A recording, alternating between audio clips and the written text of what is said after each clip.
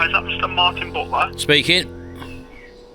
Hello, hi. My name is Samuel. I'm calling from the exec office at Virgin Media. Okay. The reason I'm reaching out is obviously you've had an open complaint on your account regarding the delay of the actual installation. It's been open for just over a month on our side. Our executive committee have kind of picked up and it's been sent across to myself. Obviously just regarding the whole situation you're currently in. Right. Now, the initial call is going to probably be a quick one. I don't need you for very long. But we are liaising with Field. I mean, I've had a look at your account. I know you've been told this all before. Yep. So, yeah, to be honest, my initial call, I'm not going to really say anything you've not heard before. So I don't really want to waste your time in that regard. Right. Okay. But I do work in the exec office. We have picked this up and a few of the big boys upstairs are aware. So I do hope we can finally get the ball rolling on this for you. Right, okay. Okay. I have picked up the case though. I know you were previously speaking with an advisor called Ben. That's right. But yeah, so the case has now been passed across to myself. Our field team are aware. So the thing with stuff like this is, you know, me as an advisor and you as a customer, we're essentially both sitting ducks. Obviously on your end it's a lot worse because you are waiting for us to install the service. Well, what concerns me more than anything is actually that I was lied to by the representatives and I was fed false information by the call desks and basically totally wasted my time when Virgin don't seem to be in a position to provide me with the broadband. And this has happened since not only February when the install was planned, it also happened mid last year when I first had contact with Virgin and they said that everything was okay to go ahead. So all the way down the line I've been lied to, and it's, to be honest with you, I'm out of contract with EE now and BT, my main supplier for the last 26 years, and the promise of reducing my bill from £77 a month from February to where we are now, I've still had to pay the £77. So it's not only the inconvenience, it's the cost as well that it's cost me because of things out of my control. Yeah, absolutely. In terms of advisors giving you misinformation, so as I say, I work in the exec office. Every complaint we deal with, we do have to directly feed back to the directors. Whenever you speak to anyone, they do leave a digital footprint in your account. Right. So it's very easy to pinpoint, who has said what and what information has exactly been given to yourself. So that is something I will personally deal with.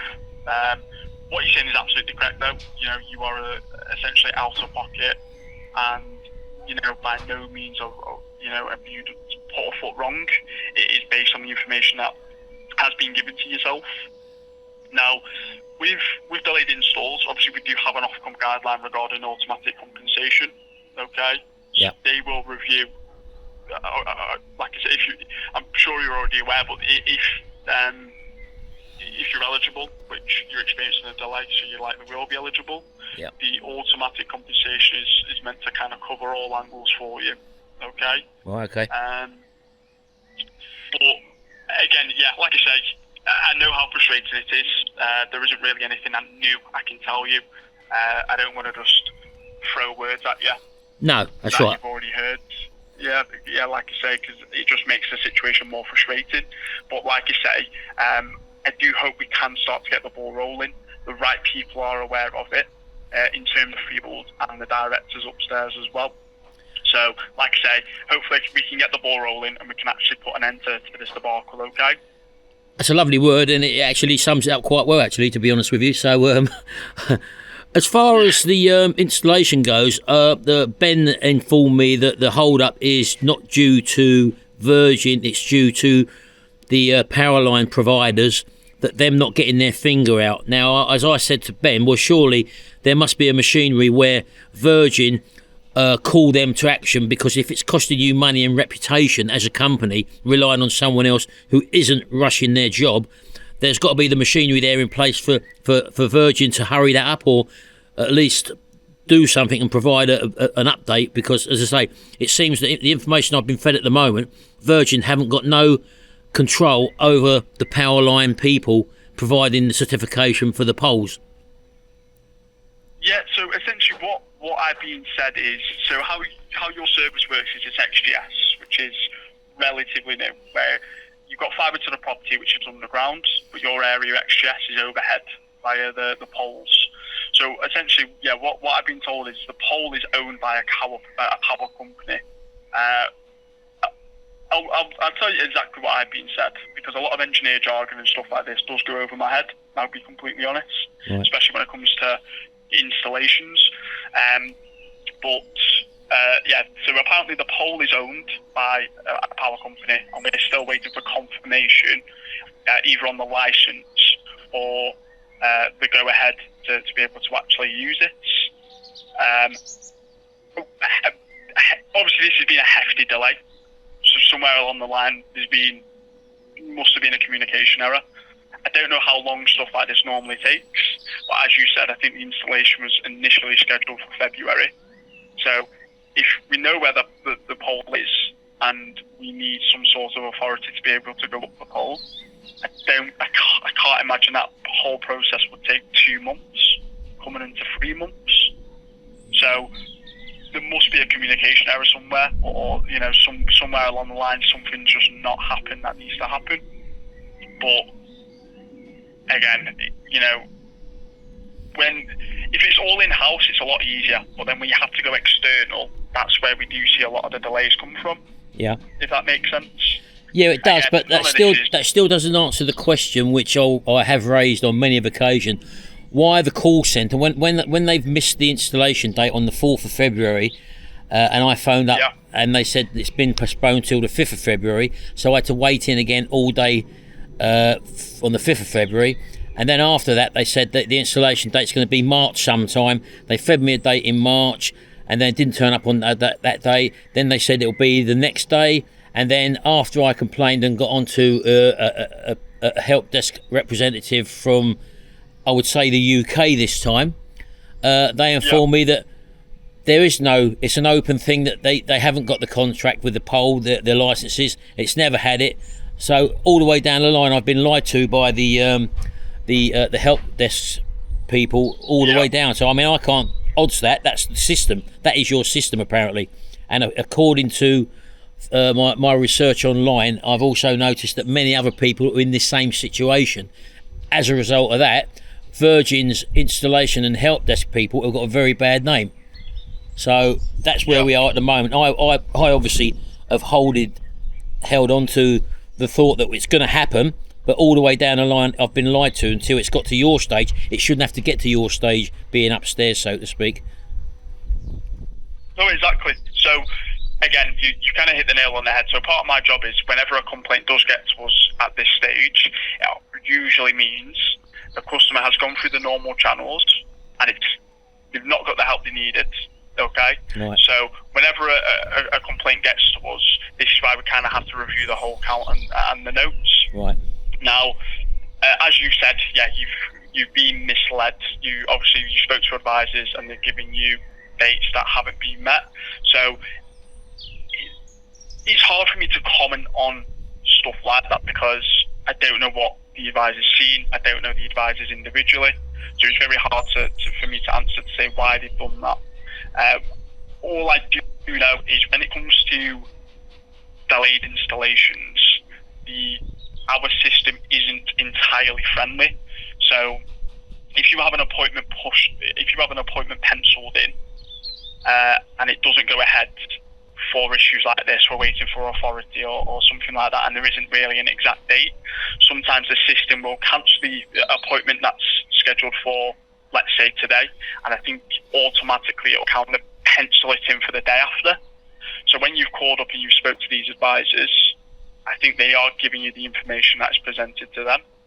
But obviously, I disagree with that, because it's the advisors who I'm speaking to, probably from the Indian call centre, because they are Indian. I've got copies of all these phone calls anyway, that they actually give me the dates for the installation, and they said the person will phone you up the next day, this, that, the other. So they've actually made the installation. They've got in contact with the installation team, they told me. I've waited on the line for about 15 to 20 minutes while they speak to the installation team and confirmed, yes, it will go ahead.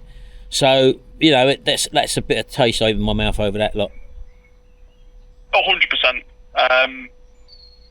Again, yeah, it adds. I know the delay itself is obviously frustrating, but I do know when you speak to someone and you're given dates that are not being met, it does kind of personify it.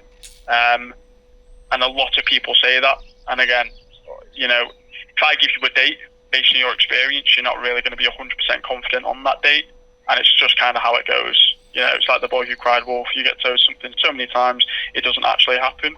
It does leave a poor taste in your mouth, 100%. So when, but again, big part of my job. Go on, sorry. Yeah, so I say when the Virgin realise that there is an issue when it comes to relying on external contractors to provide a licence, and them not giving the company Virgin a bad name in social media, for example, because Virgin's help desk situation has got a very bad name in the social media. Because I document all my calls and that, and I have a reference to all the calls that have been made, basically. So I can confirm that it's not just my isolated case. This is a recognised case in the UK.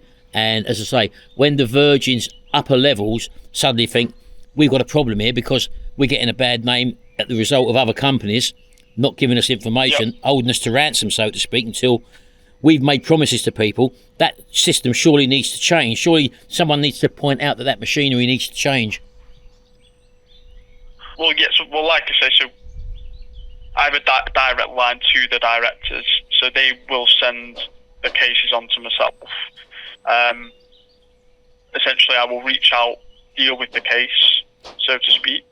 Then I have to do like an in-depth review of why the case got to the level it got to. Right. So we do directly feedback to the directors regarding, incidents. Yeah.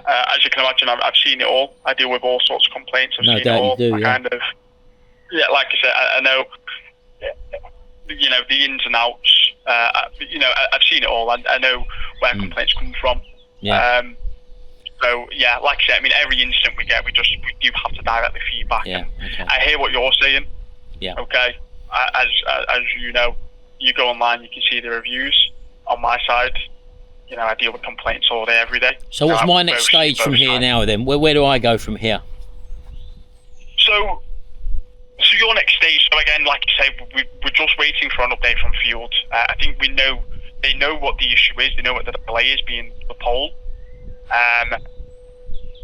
We're just waiting for Field to kind of give us any sort of substantial update in terms of, providing clarity on when we can actually expect you to be installed.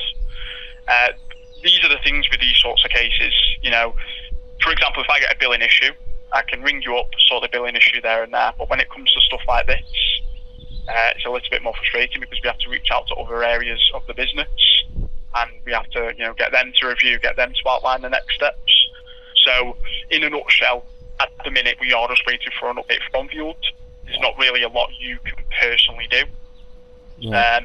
We're just simply waiting for Field to review and hopefully provide some sort of, clarity or some sort of time frame.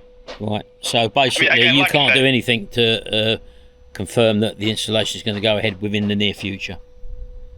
Yeah. So at this point, I can't provide anything. And like you say, this is a call that I'm probably, spouting words that you've already heard before. Right. Yeah. Yeah, like I say, but because it has reached out and it has got to the exec level, this is why it's obviously been sent to myself. Right. So I thought, obviously, I'm going to reach out to you to let you know. But in terms of an actual substantial update that benefits you, that isn't something I can provide. Yeah, sure. What was your name again, sorry?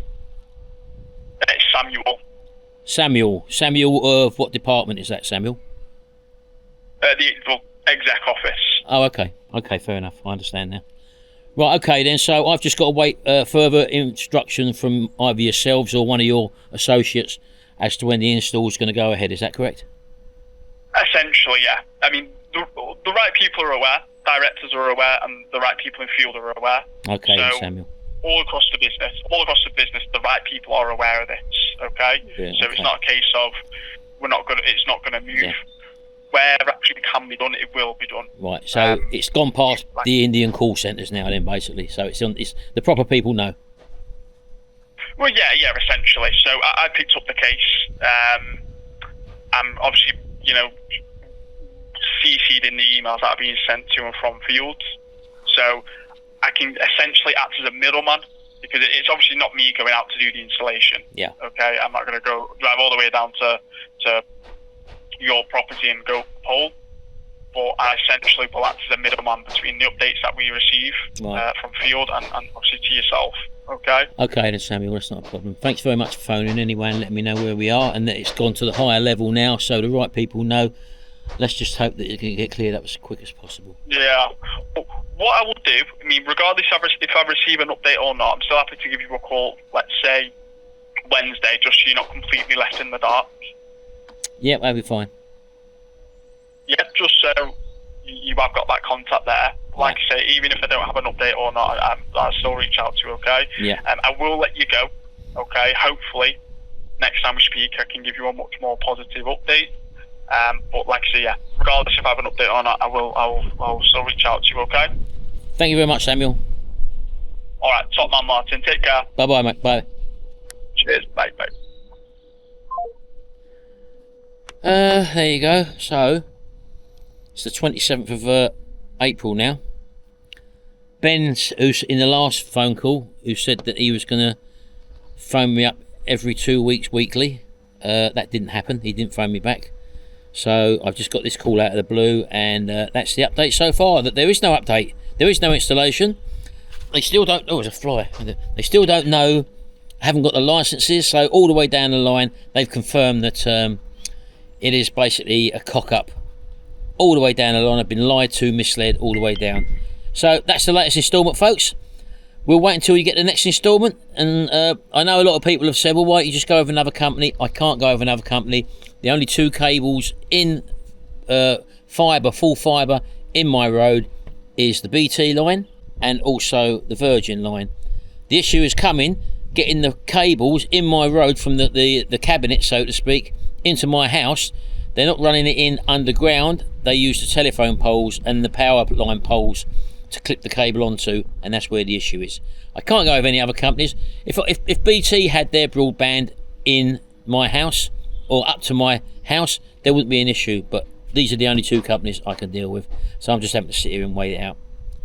I've still got broadband. I've still got EE, which I was on BT. They moved me over to EE because of another external issue that the company had, and that was no better. That didn't solve the problem, but I'm still with the same company that I've been with for the past 26 years, so to speak.